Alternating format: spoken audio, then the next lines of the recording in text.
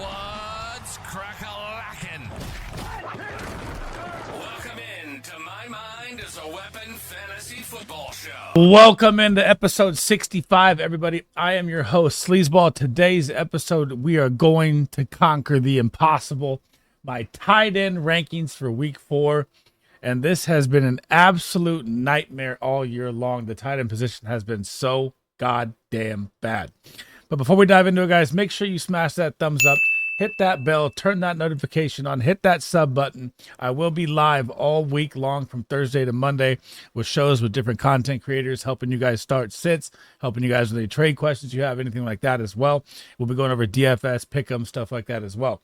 Now, if you guys can't make the live stream, as always, drop any comments you have in the comments. I try to answer every single one. I am here to help you guys win your weekly matchup and get you that ultimate goal of the championship. And if you guys want to check out my quarterback, running back, wide receiver ranking videos, they are out as well. I'm trying to get you all my content out before the Thursday night kickoff. That is my goal as a content creator. All the support has been greatly appreciated across all the platforms, YouTube, Spotify, Apple, everything. You guys are absolutely amazing. And let's dive into it here. So here is my tight end ranking board, everybody. You're going to see the ballers tier at the top. These are the must-start tight ends, if that's even possible this season with how bad the tight end position has been. But we're going to take our best shot at it, man. Tier 1, Tier 2, Tier 3, Tier 4, Tier 5. At the bottom, you're going to see Luke Musgrave, who's fallen out of my top 32. I'd rather have Tucker Kraft than him at this point. And then you're going to see 3 injured tight ends. You're going to see Evan Ingram here. He's been out 2 weeks. Update, nothing yet. And all these guys are close to coming back, too. So you got to pay attention to the injuries all week. David Njoku out 2 weeks. I saw an update, possibly could come back this week, possibly not. George Kittle was updated a multi-week absence last week, so I'm assuming he's out this week. But again, if any of these 3 guys are out there, these are top 10 tight ends that you're starting every single time. Don't overthink it. Now, number 1, I'm going to be the only person on the planet to rank this guy number 1 this week, and it is going to be Kyle Pitts week. Yes, you heard it. It is Kyle Pitts week. He is going up New Orleans Saints this week at home. And look what Dallas Goedert just did to him, man. Dallas Goedert just dropped 170 on him, 26 points. Lattimore will be on Drake London. This will be the coaching scheme to get their 6'5" monster involved in the game. 12 targets to 3 games. I cannot deal with that. I know that Kirk Cousins is learning the new system. He's a new quarterback there, coming off an Achilles. But it is time to unleash the beast, and this is the week for Kyle Pitts to explode. Number 2 is going to be Trey McBride. Now, we don't know about the concussion yet. Trey McBride is leading the NFL tight ends in targets right now. He's tied with Brock Bowers at 21, and he hasn't even popped yet, which is crazy. If he's out there healthy, we don't know the concussion update yet. You know, they didn't even rule him with a concussion. They just didn't give us an update, which is very weird. And I haven't checked my phone since I've started doing the videos here, so I don't know that either, but I will, get to that in other videos. But if you get the Commanders here and Trey McBride is out there, oh my God, fire him up. He's about to go nuts. The Commanders defense cannot stop anything. And even, I don't even care if Marvin's out there. They're both going off. The Commanders defense is so terrible. I was trying to think of a way around it. There's not. Number 3 was my favorite tight end to target in drafts, and it is electric already between Dak and Jake Ferguson, man. Coming off the injury, so everyone's like, oh my God, he's not going to be good. They're playing Baltimore week 3. I was like, you better start this guy. Smash start this guy. Look, he gets 11 targets in the game. 6 receptions, 95 yards. This guy is Dak's go-to guy with everybody focusing on CD. Like, look at CD last week. He got taken out of the game by the Ravens. And the Ravens defense is terrible versus the pass. They're absolutely dead last. The Ravens are 30th versus the tight end, and they still couldn't get anything done.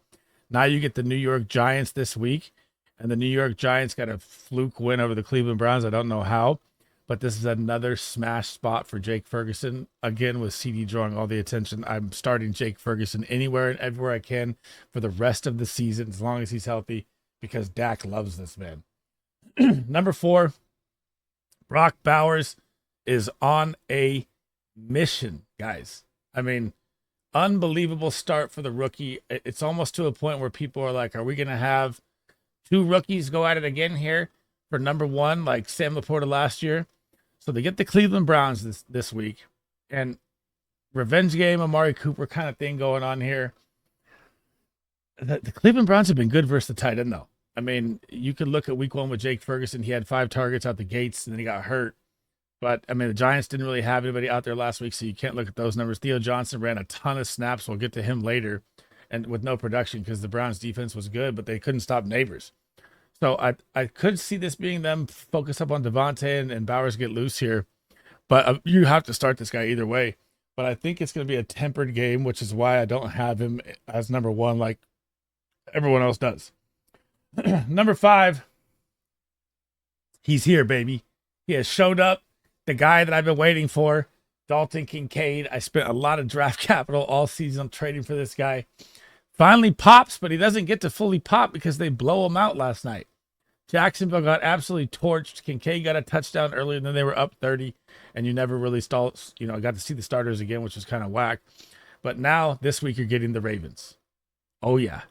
And look what freaking Jake Ferguson just did to them with 11 targets and 100 yards, and it's not going to be a blowout game with the Ravens. This is going to be a Dalton Kincaid kaboom week, and if I should have put him over Bowers. I like Kincaid over Bowers. I just have him 5 in the video. I should switch that. I'll switch that in my tweet. I want Kincaid at 4, Bowers at 5. I think Kincaid is in for just a smash week. Number 6 is Sam Laporta. Got injured last week, came back in the game. I don't know what they were doing, man. They had the game in hand. They were winning, and they're willing to risk their franchise tight end. And I was really, really nervous. I mean, he looks really slow. He looked really coming out the breaks. He wasn't hitting the guys right. And I think, man, it's tough to say with Laporta right now because he hasn't done anything, right? He doesn't have a game over 7 points. He doesn't have a game over 5 targets. He doesn't have a game over 50 yards, and he hasn't found the end zone. I mean, I did at the beginning of the year say to stay away from it at draft value because I thought it was an outlier season as a rookie with all the injuries last year that happened to tight end, but it's happening again this year with injuries as well. And Jameson's come on, but then Jameson goes quiet, and Sam Laporta still does nothing.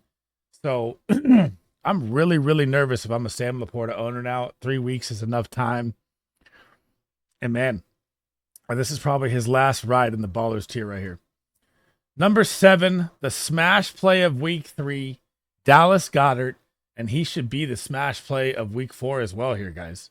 So as of right now, like we don't officially know this, right? We don't know if A.J. Brown and Devonta Smith are out, but I'm going to assume that they are. I mean, if I'm looking at the hit that Devonta Smith took, he's not coming back from that concussion at all. There's just, his hands were like flopping around. He was all messed up.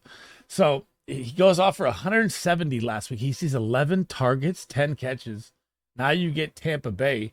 Tampa Bay could be a smash play game here, just depending on how the game script goes. Like, if Tampa Bay comes out and lays another egg, it could be a Saquon Barkley show. But if Tampa Bay doesn't come out and lay an egg, which they shouldn't because the matchup is perfect for both sides here, should be a high-scoring affair, you're going to see Dallas Goedert be another top 10 tight end easy here this week and should see 7 to 8 to 9 targets again and possibly find pay dirt. Time. And what did you notice right now, guys? What did you notice through the first ballers tier? There was no Mark Andrews and there was no Travis Kelce. I cannot rank these guys in the top 10 anymore. I mean, Travis Kelce, like I've said in a couple other videos, if you watched, looks slower. I don't know if he's, trying to be a celebrity with the Swifties or whatever's going on. And he played his lowest amount of snaps last week, too. Played 77. He played 89 to 90, then 70. He doesn't have a game with 5 catches yet. He doesn't have a game over 35 yards yet. He hasn't found the end zone. It is the Rashee Rice show all the way in Kansas City. And, man, Mark Andrews with a 0. I mean, what is going on with these guys? I mean, you drafted them in the 3rd, 4th round capital here. And, I mean, you get better production from Mike Gesicki. So it's absolutely bonkers to me right now. I mean, same thing with Mark Andrews. So week 1, 74%. Week 2, 63%. Week 3, 33% snaps at Dallas. What is going on here? 8 targets, 6 receptions, 65 yards on the season, no touchdown. That is not Mark Andrews' numbers. And we can even talk about this guy at the same time. I'll pull him up. Isaiah Likely, I have it tied in 18. I tried to tell you to sell high after week 1. I hope you did, because Isaiah Likely has done nothing as well. I mean, it's mind-blowing, boggling in a bottle, whatever you want. Both the tight ends that are supposed to be bully ball tight end in Baltimore, 12 personnel, line them up everywhere. They're not doing anything, guys. The matchup here is great. I mean, look at Brenton Strange scored against Buffalo last week. You should see a Mark Andrews feed game here, or Isaiah Likely find the end zone, but I'm not willing to take the risk on Isaiah Likely anymore. I'm still willing to take the risk on Mark Andrews because it's Mark Andrews, but I'm definitely not doing it with Likely. Heading down to number 10 here. This is a big play tight end here, right here. Pat Freiermuth gets the Indianapolis Colts this week. Finally, their first good matchup of the year where it's a plus matchup defensively. I mean, they have been through the ringer this year with matchups. So they get the best secondary week one with the two safeties over top that are just leaning on Pat. They play Atlanta. They got Simmons and Bates on them. Then he goes to Denver. Denver's pass defense is allowing the least yards in the NFL. Then he goes to the Chargers. And the Chargers were the number one defense coming in before Herbert got hurt, and then they hit the bomb. Dude, he's had a brutal schedule. Now he gets Indy, Dallas, Las Vegas, and the Jets are weak versus the tight end. I'm really interested in looking at Pat Freiermuth for the next, 6, 7, 8 games here. All the rest of the matchups he has till week 12 are gold. So Pat should see a lot of volume coming up here. Should be a smash play, especially with Jaylen Warren banged up and Najee Harris kind of banged up, but he looks to be fine. Got a hairball just stuck in the throat. And I like Pat this week. I'm probably going to take a lot of his props over and a bunch of stuff on him this week because Indianapolis Colts really, really struggles versus the tight end. They are ranked 24th versus the tight end, by the way. Heading to number 11 here. Just Mr. Consistent, man. I don't know. I know they're winning.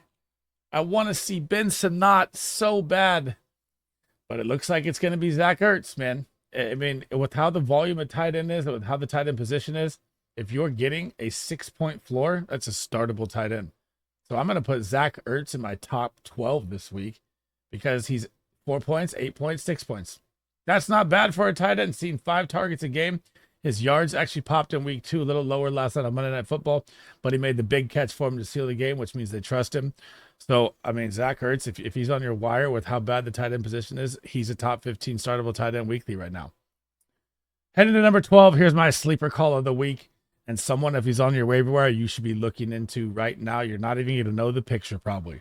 It is Eric All Jr., the Cincinnati Bengals, Iowa U, tight end, that during his senior year at Iowa, or junior year, I believe, or redshirt junior year, I believe, got a major injury that ruined his draft capital, man. He would have been drafted in the second round of the NFL draft, and he fell to the 4th purely because of the injury.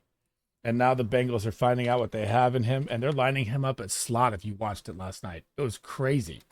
He is so athletic. He is all over the field. And look at this. Didn't play in week 1 or played limited snaps in week 1. Came in week 2, snaps went up. Came in week 3, snaps went up.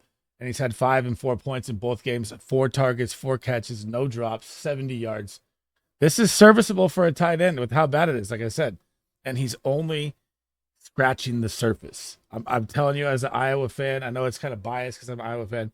He is damn good, man. He's going to take the job from Gesicki, and he's going to be a focal point of this offense, and it's going to be nice to have as a tight end because there's not that many tight ends that are this athletic at his size. He's very, very good. It's just not come to fruition yet because he hasn't had the full playing time. But you should be getting this guy off your wire or looking for him in Dynasty as a trade, whatever you can do to get him because he's good. Heading out of tier 2. Hunter Henry with the big blow-up game in week 2, then the dud in week 3 versus the Jets on Thursday Night Football. I mean, I love Hunter Henry this season. He was one of my sleeper tight ends, but you're going up against the 49ers now. You're going up against Fred Warner. You never play a tight end versus Fred Warner. This guy's an absolute field general out there. He knows everything that's going on, and teams are starting to know that this is going to be the Jacoby Brissett's guy he's looking at. He doesn't really have a repertoire of even looking at wide receivers in other ways. He's just looking for a security blanket. This is going to be really ugly for the Patriots. And, man, I wish throw Drake May out there, please. Number 14, and this is a crazy one here. So, Colby Parkinson. And what you have to look at with Colby Parkinson is this guy is the number 3 snap share tight end at 90%. So, you have Cooper Kupp out, Puka Nacua out. This guy's out there all the time. This is what you want with the tight end, with the position that's struggling. So if he's available this week, it's not a bad play any week as long as those two stud wide receivers are out, because he's going to see volume galore. And if I'm looking at it like this, and I'm going to pull up his thing real quick. So even when the stars are out there, so week 1, right? When you had Puka for 2 quarters, you had Kupp. He's playing 88% of the snaps.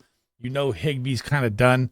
He saw 100% snaps in week 3. Never came off the field. Great run blocking, great pass blocking, great route runner, just scratching the surface. And you have Stafford. You got to believe that the connection is going to pick up. He was acquired in free agency in the offseason. Did get it, but he still has 12 targets. So he has the same amount of targets as Kyle Pitts, right? So, I mean, the opportunity can be here for him. It just needs to open up. They get Chicago this week. Going to be a tough matchup at Chicago. But you have Jalen Johnson, who's their star corner. And their soft spot is kind of the tight end position, not fully, but kind of. I'll say just a little bit here. So they are, ranked right in the middle at 20th. But they're going to have to pass to keep up in this game, I think. So he sees a lot of volume. Number 15 here, Cole Kmet. What just happened last week with Cole Kmet? Someone call an ambulance and take me to the hospital or something, because I did not see this coming. He was tight end 1 on the week.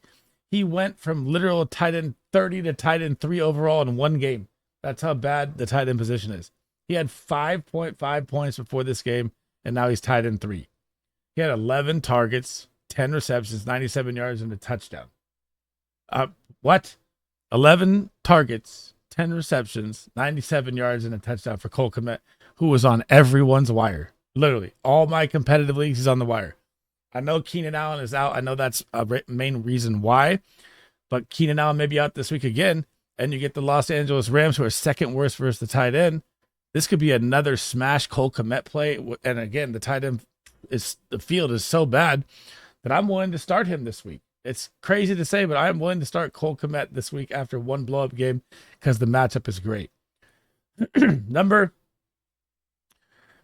16 is going to be Tyler Conklin. And again, this was an outlier game, I swear. Again, like, how did Tyler Conklin on Thursday Night Football go bananas? I don't believe it at all, but I'm going to put him here because he could do it again. And now you have a matchup with the Denver Broncos. The Denver Broncos are amazing versus all wide receivers. You have Pat Surtain, and you got Conklin now going to be in the middle. So Garrett Wilson probably locked up. Mike Williams on the other side. Maybe you'll see a little bit of, Alan Lazard, and what he's doing is crazy. But he's played 90% of the snaps, 93% of the snaps, 92% of the snaps, and he's seen 10 targets. So I don't fully buy it, but he has a blow-up game where he goes for 6 catches and 93 yards on Thursday night. Do I trust it? No, but the volume is there. So, like I said with Colby Parkinson, these are things you have to like here, right? Like, these guys' snaps are higher than almost everyone in the top 12, which is crazy, but they just don't have the same production. They're not the same kind of talent. But I'd rather have volume over not. Number 17 is going to be Dalton Schultz. And it's just not getting better for Dalton. With having Tank Dell, having Diggs, having Nico Collins, he's just going to be a touchdown dependent tight end, which is why I stayed away from him in all drafts. I said it in tons of videos. He's not worth the capital he's at. But he doesn't have over 3.2 fantasy points on the season in 1 point PPR. That is bad, guys. Sorry, that's half point PPR. And 21 yards is his highest on the season. He's never had a game with over 3 catches or over 22 yards. You can almost drop Dalton Schultz to your wires now. And we're getting into the nitty gritty now for these last ones. I mean, this is where it just becomes ugly, guys.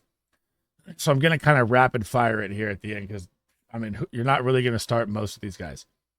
Jonnu Smith looked like he was on the upcome. I thought Skylar Thompson would be, targeting him at a somewhat of a rate as a security blanket. That didn't happen. They looked absolute shambles. I mean, you get the Tennessee Titans, their pass defense good. I don't like him. Noah Fant, again, kind of a ghost like usual. never really ever liked drafting Noah Fant or really talking about him. It's going to be 100% DK Metcalf, J Season, and Lockett.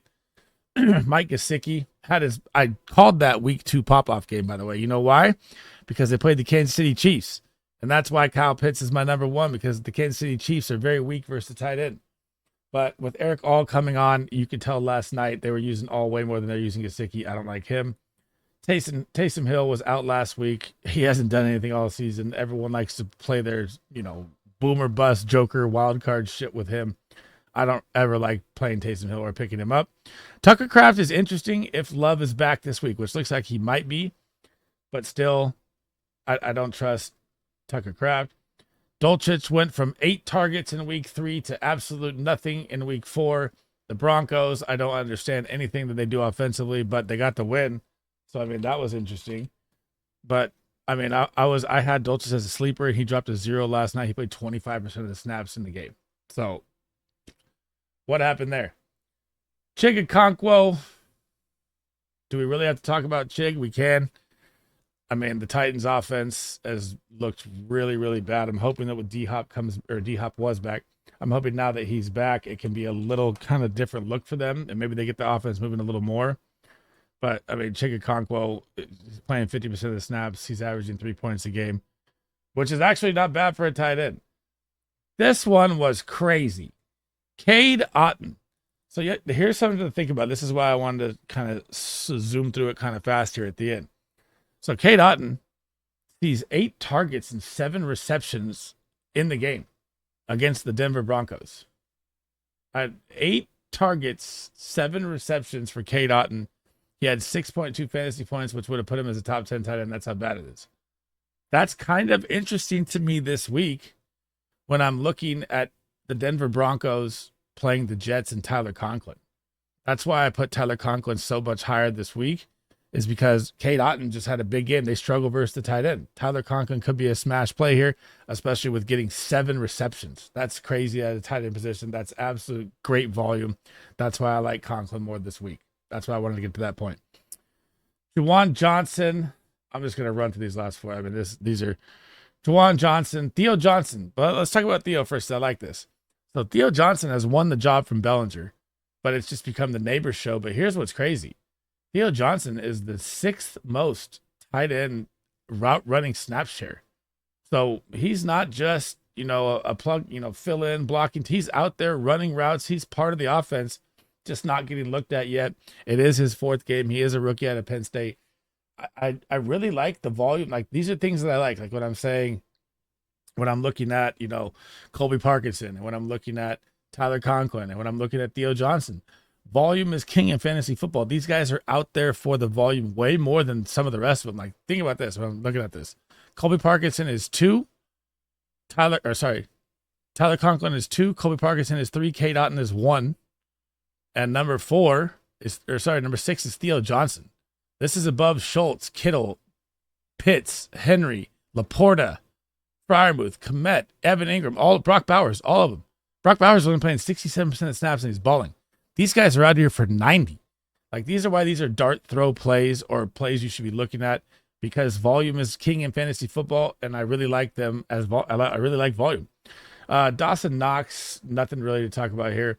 Jatavion Sanders is stuck in Dave Canales' system where they just don't target tight ends. If you look at it last year with Cade Otton, but I'm going to rank him at 30. These are so from tier 3 down here, right where the cutoff with Jonnu Smith is.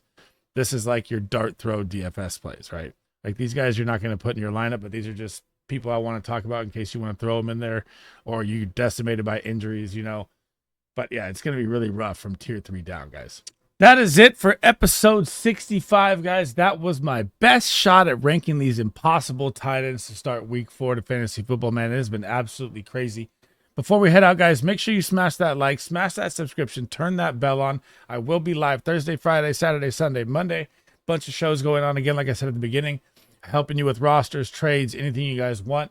And if you can't make any of the live streams, as always, drop any questions you have in the comments. I will answer them as fast as I can. I am here to help you win your fantasy football championships and get you where you need to be in week 4, guys. If you want to check out my quarterback, running back, wide receiver videos, those are out as well. And I will also get my kicker and defense out tonight. And then tomorrow will be all my stardom sit-ems. And then that will be all the content before the Thursday night kickoff, which is my goal as a content creator. And I cannot thank you guys enough for all the support across all the platforms, YouTube, Apple, Spotify, everything. You guys are absolutely amazing. And I'll catch you in the next video, man. SleezBall out.